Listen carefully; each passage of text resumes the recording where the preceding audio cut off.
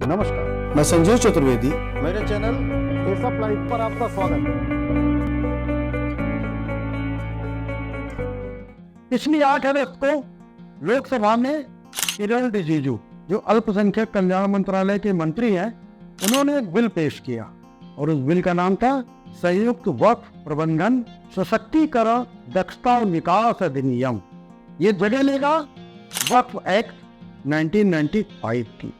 आप समझ गए होंगे जो वक्फ बोर्ड में परिवर्तन होने हैं, ये उसका बिल उन्होंने पेश किया। जरा जानिए वक्फ होता क्या है। वक्फ का शाब्दिक अर्थ है दान। वो दान कोई भी चल संपत्ति, अचल संपत्ति, आपकी पुस्तकें, कुछ भी हो सकता है। और जो चीज एक बार वक्फ कर दी जाती है वो कभी वापस आप नहीं ले सकते। विभाजन के समय ये लोग पाकिस्तान चले गए, उनकी सारी प्रॉपर्टी वक्फ बोर्ड में चली गई, वक्फ कर दिया गया था उसको। 1954 में कांग्रेस ने वक्फ बोर्ड को मान्यता दी और 1995 में वक्फ बोर्ड एक्ट बना, जिसका अमेंडमेंट अभी आया हुआ है। इसमें 7 मेंबर होते और ये 7 मेंबर मुस्लिम होते थे, जिसमें 5 साधारण मेंबर, 1 कार्याधिकारी और 1 सर्वेयर। और ये 7 लोग अगर किसी भी प्रॉपर्टी को बोल रहे कि अमुक प्रॉपर्टी वक्फ की है तो ये वक्फ की हो जाती। अब संपत्ति का जो मालिक है, ये ओनर्स उसका है, उसका दायित्व है कि वो प्रूफ करे कि ये संपत्ति वक्फ की नहीं, उसकी अपनी है। और प्रूफ कहाँ करना था? इनके ही अपने ट्रिब्यूनल में, जिसमें सारे मुस्लिम्स रहते थे, वही अपील सुनते थे। और इस डिसीजन के खिलाफ उनके जो ट्रिब्यूनल से डिसीजन आया, किसी भी कोर्ट में कोई अपील नहीं हो सकती थी। ये न्यायपालिका के भी ऊपर ट्रिब्यूनल हुआ करता। 2013 में इसको और असीमित शक्तियां दे दी गई। ये किसी भी प्रॉपर्टी पर अपना दावा कर सकता था। और फिर नहीं, अगर आपको प्रूफ करना है कि संपत्ति वक्फ की नहीं है, तो आप इसी ट्रिब्यूनल के पास जाते अपनी अपील दायर कर सकते थे, जिसकी कोई ऊपर सुनवाई नहीं थी।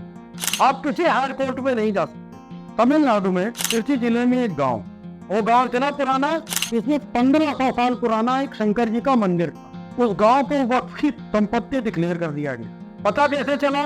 कि इस गांव में रहने वाला एक गरीब किसान जब अपनी जमीन बेचने गया तो वहां उसको ऑफिस में बताया गया कि ये तो तुम्हारी संपत्ति है ही नहीं, ये तो वक्फ को जा चुकी है, इस्लाम के जा चुकी है, जबकि इस्लाम स्वयं में 14 साल पुराना है। इसी तरह महाराष्ट्र के सोलापुर में 250 अनुसूचित जाति के परिवार एक गांव में रहा करते थे। उनको जमीन खाली कराने का नोटिस वक्फ बोर्ड की तरफ से आया।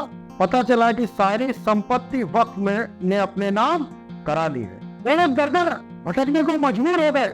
उनको प्रेरण दिया गया, यदि वो इस्लाम अपना लेंगे तो अपनी जगह पर बने रह सकते। आपको मालूम है कि सेना के बाद और रेलवे के बाद सबसे ज्यादा संपत्ति अगर किसी के पास है तो वक्फ बोर्ड है। सेना के पास, डिफेंस के पास 17.95 लाख एकड़ की जमीन है। रेलवे के पास 11.78 लाख एकड़ की जमीन है। और वक्फ बोर्ड के पास 9.4 लाख एकड़ की जमीन है। और इस इतनी जमीन में 8.7 लाख पूरे भारतवर्ष में वक्फ की प्रॉपर्टीज है। 1/3 दिल्ली, तिहाई दिल्ली वक्फ बोर्ड की है। और यह संपत्ति पिछले 15 साल में डबल हो गई है। जो उद्देश्य था वक्फ का कि गरीबों की, मजलूमों की मदद में काम आएगा, आज इस पर कट्टरपंथियों का कब्जा हो चुका और ये सिर्फ अरबपति, खरबपति बन चुके। वक्फ अपने उद्देश्यों से भटक चुका। नए बिल में 44 अमेंडमेंट किए गए, 44 संशोधन। इस बोर्ड में 2 महिलाओं को इंट्रोड्यूस किया गया, जबकि पहले महिलाओं का प्रवेश वर्जित था। इसके अलावा अन्य धर्म के लोगों को भी इस बोर्ड में स्थान दिया जाएगा। अगर कोई डिस्प्यूट होता है तो जो संपत्ति मालिक है वो ट्रिब्यूनल के अलावा रेवेन्यू कोर्ट जा सकता है, सिविल कोर्ट जा सकता है, हाई कोर्ट, सुप्रीम कोर्ट जा सकता है, वहां अपनी अपील दर्ज करा सकता है। इस बिल में जो प्रोविजन किए गए उसके हिसाब से कि कोई भी सरकारी संपत्ति ये वक्फ की नहीं हो सकती, वक्फ उसको अपनी संपत्ति नहीं बना सकता। लोकसभा में बिल पेश करने के बाद इसको जेपीसी ज्वाइंट पार्लियामेंट्री कमेटी में भेज दिया।